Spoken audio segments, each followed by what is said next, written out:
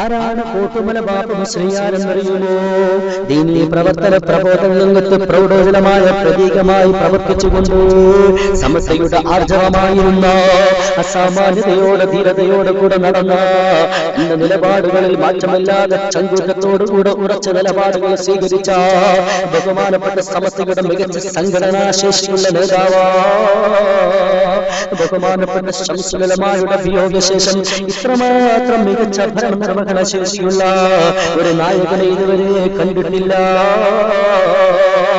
ബഹുമാനപ്പെട്ട സമസ്തക്ക് വേണ്ടി തന്റെ സമയവും തന്റെ ചോരയും നീരും കൊടുത്ത ബാപ്പു മുസ്ലിയാർ അല്ലാഹു ഉസ്താദിന്റെ ഖബറിടം വിശാലമാക്കട്ടെ, അല്ലാഹു ശൈഖുനായുടെ ഖബറിടം വിശാലമാക്കട്ടെ. സമസ്തയുടെ 70ാം വാർഷിക സമ്മേളനം കോഴിക്കോട് നടത്തിയപ്പോ പണ്ഡിത ബാഹുല്യം കൊണ്ടും അതുപോലെ തന്നെ സമസ്തയെ സ്നേഹിക്കുന്ന സമസ്തയുടെ ആലിമീങ്ങളെ ഇഷ്ടപ്പെടുന്ന ജനബാഹുല്യം കൊണ്ടും അസൗകര്യം മനസ്സിലാക്കിയപ്പോ 75ാം വാർഷികം 5 സ്ഥലങ്ങളിലായി നടത്തി. ഇതിന്റെ എല്ലാം വിദേശം ഇന്ന് സ്വർഗത്തിലാ.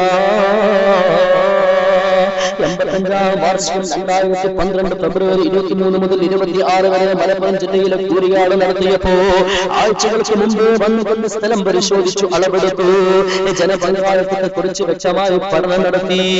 സർവോപരി വിജയത്തിലെത്തിച്ച മഹാനായ ശൈഖുനാ കൂട്ടുമല ഉസ്താദ് അല്ലാഹു ആഖിറം വെളിച്ചമാക്കട്ടെ. മഹാനായ ശൈഖുനാ കൂട്ടുമല ഉസ്താദ് ശ്രേഷ്ഠരുടെ ചാരത്ത് അന്തന്ത്ര കൊള്ളുകയാ.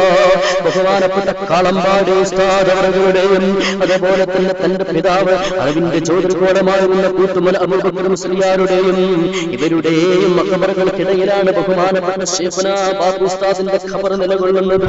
അല്ലാഹു മഹാനവറുകളോടുകൂടെ നമ്മെ അവരെയും സ്വർഗത്തിലേക്ക് വിടുവാറാവട്ടെ.